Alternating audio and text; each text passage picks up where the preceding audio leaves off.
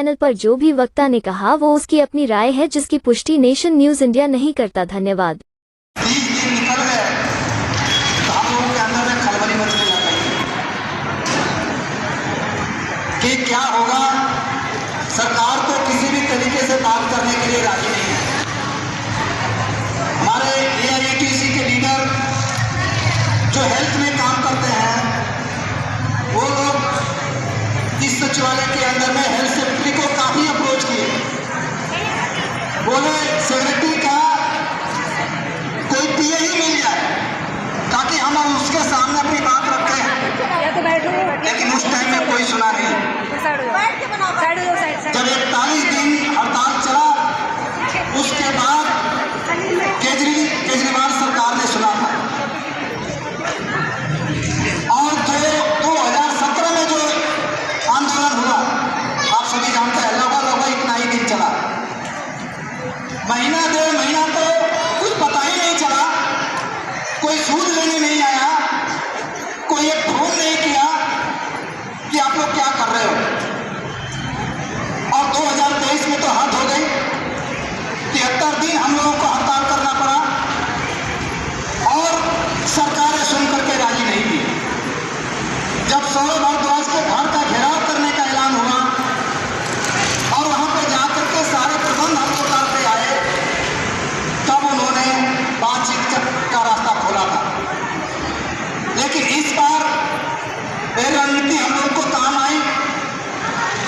हम लोग अपने आंदोलन का स्वरूप बदल करके करने का फैसला किया कि जिस तरीके से पिछले दिनों हम लोग आंदोलन करते आए हैं वही तरीका नहीं लेना चाहिए, अलग तरीका अपनाना चाहिए। इसीलिए हम लोग तय किए कि हम 1 हफ्ते का रात दिन का धरना करेंगे और उसी कड़ी में आज का ये पहला दिन है। और इसको सोशल मीडिया के अंदर में भी, इस सरकार के पास में भी हम अपनी बात मजबूती तरीके से रखेंगे और इसको हम लोग करते आ रहे हैं। आज पहला दिन है। आपका स्वास्थ्य मंत्री पंकज कुमार सिंह ने आश्वासन दिया था कि हम मिलेंगे 12:30 बजे, लेकिन वो अपना कार्यालय छोड़कर भाग गए। आप देखिए इतना डर, उनको क्या लगता है हमारी बहनों के बीच में आकर के अपनी बात रखने के लिए, वही बात मानने के लिए उनको किससे डर है कि यहाँ पर आकर के अपनी बात नहीं रख पा रहे हैं। कल तक शाम तक उन्होंने बोला हम ऑफिस में मिलेंगे, आप लोगों को बुलाएंगे, पॉजिटिव होगा। लेकिन जब आज बारी आई तो पता चला कि आज और कल सचिवालय में वो नहीं है, दूसरे काम में बिजी हैं। लेकिन आपके डिपार्टमेंट में, आशा मिशन के अंदर में, इस सचिवालय के अंदर में जो आपसे संबंधित सारे ऑफिसर हैं, इनके अंदर एक खलबली मची हुई है। एक अलग प्रभाव है आपके आंदोलन का, आपके हड़ताल का। वो छोड़ के भाग गए, लेकिन जो आपके हेल्थ का प्रधान सचिव है वो मिशन के माध्यम से एक खबर भिजवाए और बोले तुरंत इनको बुलाइए। जो हमारा इंजीनियर साहब ने कभी नहीं बुलाया, मिलने के लिए कभी टाइम नहीं दिया।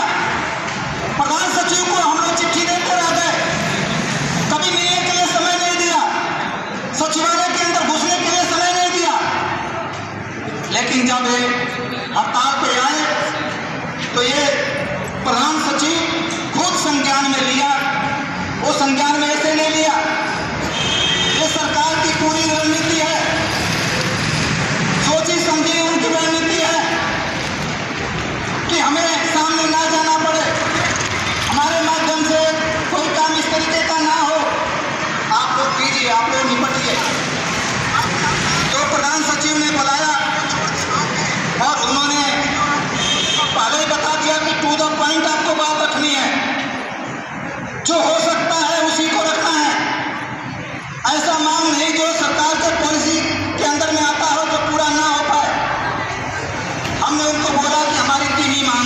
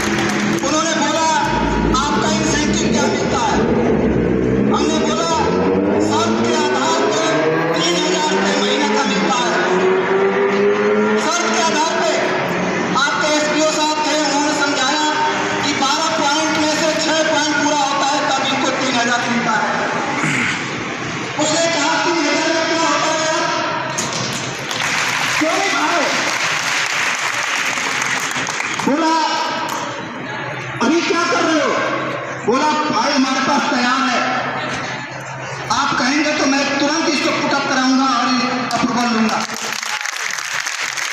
उन्होंने बोला आज के डेट में तुरंत इसको पुटअप करवाइए, भेजिए इसको सचिवालय के अंदर में, ये पास होगा तुरंत इसको लागू किया जाएगा। और उन्होंने बताया कि आपका कोर इंसेंटिव इस फाइल के अंदर में 6,000 रुपये है और बाकी इंसेंटिव को डबल करने का प्रावधान है। तो ये फाइल पास करने के लिए तुरंत उन्होंने आदेश दे दिया है एसडीओ को। दूसरा हम बात बोले कि हमारे आसपास के स्टेट के अंदर में हरियाणा में कोर इंसेंटिव 6,000 रुपये दिया जाता है। आशा जब रिटायर होती है उसको 5,000 रुपये दिया गया है, 5 लाख रुपये दिया गया है। हम दिल्ली में रह करके हमें क्या मिलता है? हमें केरल के अंदर में, कर्नाटक के अंदर में, बंगाल के अंदर में जो इंसेंटिव है वो दिल्ली उसके आसपास भी नहीं है। हमने बताया कर्नाटक के अंदर में साल में 2 बार बोनस दिया जाता है, असम को 2 बार बोनस दिया जाता है, दिल्ली में 1 रुपये भी नहीं दिया जाता। यहाँ पे ग्रेच्युटी के नाम पर, रिटायरमेंट के नाम पे कोई पैसा नहीं दिया जाता। तो बोला उनको आप ये भी करो, बोनस का तो तुरंत करो, तो आज तुमको बोनस मिलना चाहिए। दूसरा तीसरा जो पॉइंट मैंने बोला कि आपका ही रूल है, आपका ही नियम है, आपने ही तय किया है कि हर 3 साल पे आशा इंसेंटिव को रिवाइज किया जाएगा। अपने ही बात को, अपने ही रूल को आपका डिपार्टमेंट मानता नहीं है, इस पर ध्यान नहीं देता है, इसको लागू नहीं करता है, आप इसको लागू करवाइए। बोला ठीक है, हम ये भी कंसीडर करेंगे और हर नियमानुसार 3 साल के अंदर अंदर ये आपका रिवाइज होगा। तो 3 बातों के लिए उन्होंने कमिटमेंट कर दिया। उन्होंने और कुछ नहीं बोला, बोला आपका ये 3 जो डिमांड है ये पूरी हो जाएगी, आप नोट कर लो। उनको बोला आप तुरंत फाइल को पुटअप कीजिए। तो अभी उन्होंने अपने डिपार्टमेंट को, मिशन को आदेश दिया है और इसीलिए तुरंत देवेंद्र जो आपके एसपीओ हैं वो निकल करके अपने डिपार्टमेंट में गए हैं, यहीं से गए हैं। वो सारी नजरें हैं इन लोगों की आपके ऊपर में। आप लोग जो अफरा तफरी मचाते हैं, आए 2 घंटे बैठे चले जाते हैं, लड़ाई ऐसे नहीं होता है। लड़ाई में पीछे पीठ दिखाने से हमारी कामयाबी नहीं मिलती, हमें सामने रह करके मुकाबला करना होता है, हिम्मत के साथ उसका मुकाबला करना होता है, जज्बे के साथ मुकाबला करना होता है। अगर हम ये नहीं करेंगे सामने वाला झुकेगा नहीं। इसीलिए हमें काम करना चाहिए। कोई कितना बड़ा गद्दार हमारी आशा बहन हो, हमें उसको समझा करके अपने मुख्य धारा में जोड़ना है, अपने आंदोलन में जोड़ना है, अपने संगठन के अंदर में जोड़ना है। क्योंकि संगठन में वो ताकत है कि जो सरकार को झुका सकती है। कितना भी ताकतवर सरकार हो, कितना भी हठी सरकार हो, उसको बात को मानना पड़ता है। लेकिन अगर आपका संगठन नहीं है, आपकी एकता नहीं है, आपका संगठन में वो ताकत नहीं है, तो आपकी बात को कोई सुनने वाला नहीं है। मैं कहता हूं किसी मंत्री का भाई भी हो, उसका रिश्तेदार हो, इंडिविजुअल काम कर देंगे, लेकिन जो पॉलिसी मैटर होगा, जो सबको फायदा पहुंचाएगा, जो सबके लिए होगा, ऐसा काम एक मंत्री भी नहीं कर सकता। वो होगा आपके दबाव से, आपके संगठन से, आपके एकता से, आपका एकताजुट आंदोलन से। इसलिए इसको बढ़ाना है, कामयाब करना है।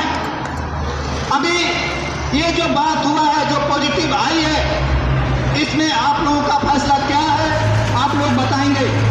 क्योंकि मंत्री अभी 2 दिन नहीं है यहाँ पे, आज और कल वो नहीं मिलेंगे। हेल्थ सेक्रेटरी ही इसको सारा डील कर रहे हैं, उनके माध्यम से ही सारा कुछ होना है। पीछे भी जो आपका फाइल इतना दिन लटका, वो इसी डिपार्टमेंट के कारण लटका। मंत्री का आदेश होते हुए भी तो डिपार्टमेंट के अफसरों ने प्रपोजल फाइल को लिए भेजा नहीं, पिकअप नहीं किया, वो अपने पास रखे रहे। कई बार मंत्री के बोलने के बाद भी वो फाइट को आगे नहीं बढ़ाया गया। इन अफसरों के अंदर में आप जानते हैं ये जो चाहते हैं वही करते हैं, वो ब्यूरोक्रेट हैं, ये किसी के दबाव में नहीं काम करते। इनको जो आपका लुटेरे लोग हैं, जो अफसरशाही है, इसको बचाए रखने के लिए जो करने की जरूरत है वही करते हैं। कोई भी सरकार आए उसी को अनुकूल काम करना पड़ता है। तो इसीलिए आप लोगों को निर्णय लेना है। अगर आप लोग अपना सहमति बताएंगे तो उसके आधार पर हम लोग निर्णय लेकर के आगे बढ़ेंगे। जो आपका दिन रात का धरना, इससे तो खड़े हुए हैं। जो आप मंत्रियों के विधानसभा के अंदर में जो रात दिन धरना करने का, जुलूस करने का निर्णय लिए हैं, उससे घबराए हुए हैं। इसीलिए इतना दूर तक और तुरंत इसको संज्ञान में लेकर के बात करना पड़ा है। आप लोग बताएंगे क्या करना है। उन्होंने 10 दिन का टाइम मांगा है, 10 दिन के अंदर में हम अप्रूवल करके आपको ये लागू करवा देंगे। अब क्या करना है आप लोग बताएंगे, और कुछ सुझाव है तो भी दे सकते हैं। यहाँ पे आप लोग एक बात रखें, उषा जी नोट करेंगे, उषा जी चलाएंगे।